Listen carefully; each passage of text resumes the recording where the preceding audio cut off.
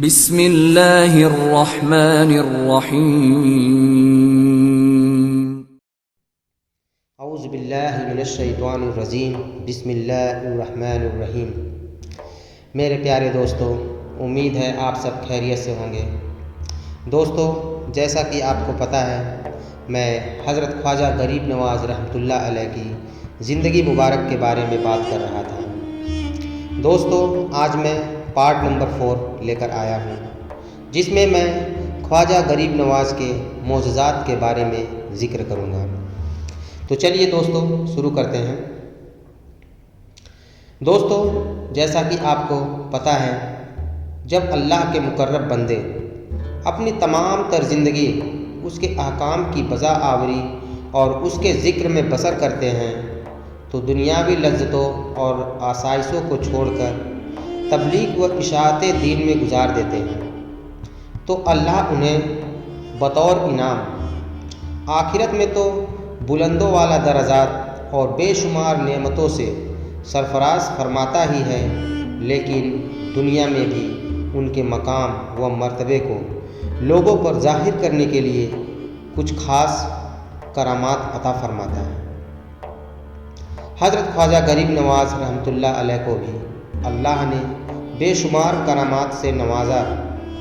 آئیے ان میں سے چند کرامات کے بارے میں بات کرتے ہیں۔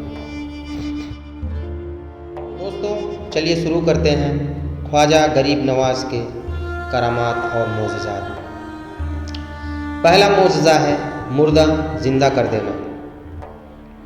دوستو، ایک بار اجمیر شریف کے حاکم نے کسی شخص کو بے گناہ سولی پر چڑھا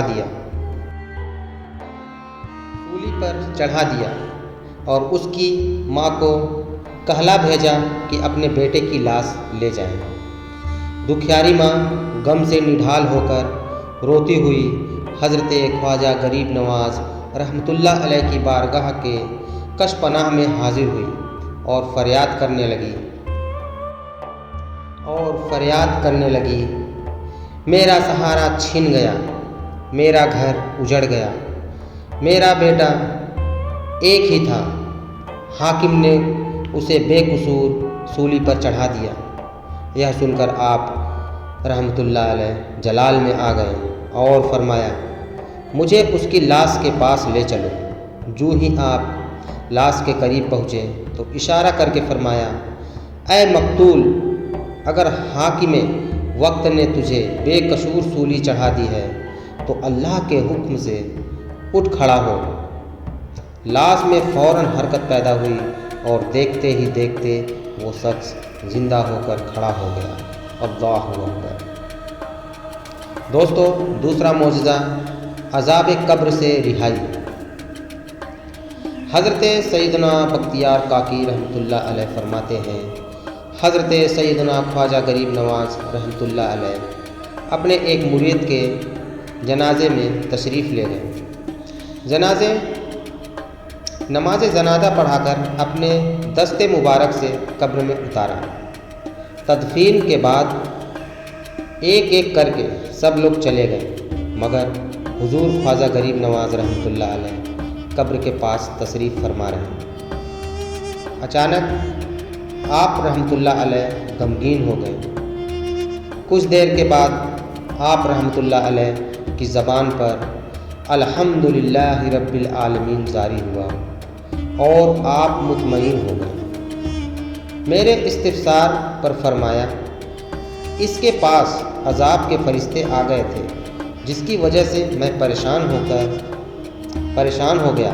اتنے میں میرے مرشد گرامی حضرت سیدنا خواجہ عثمان ہارونی علیہ رحمۃ اللہ تشریف لائے اور فرشتوں سے کہا، اے بندہ، میرا مرید معین الدین کا مرید ہے، اس کو چھوڑ دو۔ فرشتوں نے کہا، یہ بہت ہی گناہگار شخص تھا۔ یکایک غیب سے آواز آئی، اے فرشتوں، ہم نے عثمان ہارونی کے صدقے حضرت معین الدین چشتی کے مرید کو بخش دیا۔ اللہ اکبر۔ دوستو، تیسرا معجزہ چھاگل میں تالاب۔ حضور خواجہ غریب نواز رحمۃ اللہ علیہ کے چند مرید ایک بار اجمیر شریف کے مشہور تالاب آنا ساگر پر غسل کرنے گئے تو کافروں نے شور مچا دیا کہ یہ مسلمان ہمارے تالاب کو ناپاک کر رہے ہیں۔ چنانچہ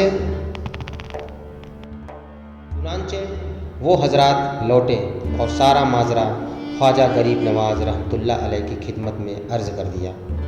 آپ رحمۃ اللہ علیہ نے ایک خادم کو چھاگل مطلب پانی رکھنے کا برتن دیتے ہوئے ارشاد فرمایا، اس میں تالاب کا پانی بھر لاؤ۔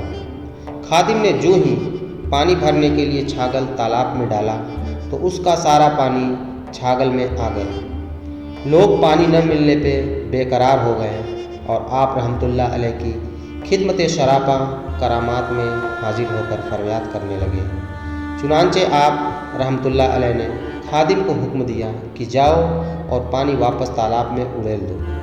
خادم نے حکم کی تعمیل کی اور آنا ساگر پھر سے لبریز ہو گیا، پھر سے پانی سے لبریز ہو گیا۔ چوتھا معجزہ ہے اللہ والوں کا تصرف۔ آپ رحمۃ اللہ علیہ کا ایک مرید راجا کے یہاں ملازم تھا۔ راجا کو جب اپنے اس ملازم کے اسلام لانے کی خبر ہوئی تو اس پر ظلم کرنے لگا۔ حضور خواجہ غریب نواز رحمۃ اللہ علیہ کو پتہ چلا تو آپ نے راجا کو ظلم سے باز رہنے کا حکم بھیجا، لیکن وہ ظالم و جابر شخص اقتدار کے نشے میں مست تھا۔ کہنے لگا، یہ کون آدمی ہے جو یہاں بیٹھ کر ہم پر حکم چلا رہا ہے؟ آپ رحمۃ اللہ علیہ کو خبر پہنچی تو فرمایا، ہم نے اسے گرفتار کر کے لشکر اسلام کے حوالے کر دیا۔ ابھی چند ہی دن گزرے تھے کہ سلطان معیز الدین محمد غوری نے اس شہر پر حملہ کر دیا۔ راجا اپنی فوج کے ہمراہ مقابلہ کرنے آیا، مگر لشکر اسلام کی ضرورت و بہادری کے آگے زیادہ دیر ٹھہر نہ سکا۔ بالآخر ہتھیار ڈال کر عبرتناک شکست سے دوچار ہوا اور سپاہیوں نے اسے زندہ گرفتار کر کے انتہائی ذلت کے ساتھ سلطان غوری کے سامنے پیش کیا۔ پانچواں معجزہ ہے ہر رات طواف کعبہ۔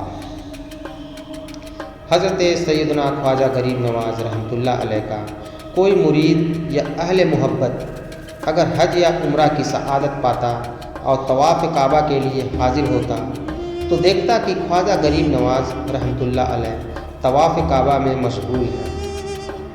ادھر اہل خانہ اور دیگر احباب یہ سمجھتے کہ آپ رحمۃ اللہ علیہ اپنے حجرے میں موجود ہیں۔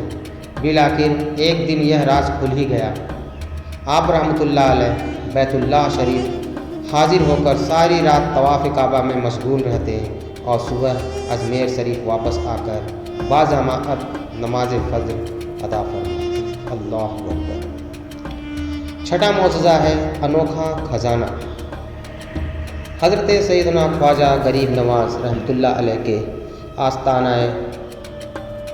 آستانہ مبارک پر روزانہ اس قدر لنگر کا اہتمام ہوتا کہ شہر بھر میں غربا و مشکین آتے اور سیر ہو کر کھاتے۔ خادم جب اخراجات کے لیے آپ رحمۃ اللہ علیہ کی بارگاہ میں دست باستہ عرض کرتا تو آپ رحمۃ اللہ علیہ مصلح کا کنارہ اٹھا دیتے، جس کے نیچے اللہ کی رحمت سے خزانہ ہی خزانہ نظر آتا۔ اللہ چنانچہ خادم آپ رحمۃ اللہ علیہ کے حکم سے حسب ضرورت لے لیتا۔ میرے پیارے دوستو، آج کے لیے بس اتنا ہی۔ انشاءاللہ کل میں اس کا نیکسٹ ایپیسوڈ لے کر آؤں گا۔ تب تک کے لیے اپنا خیال رکھیں اور پلیز میرے اس چینل کو سبسکرائب کرنا نہ بھولیں۔ جتنا زیادہ ہو سکے اتنا شیئر کریں اور سبسکرائب کریں تاکہ لوگوں کو اسلام کے بارے میں جانکاری مل سکے۔ تب تک کے لیے اپنا خیال رکھیں۔ اللہ حافظ۔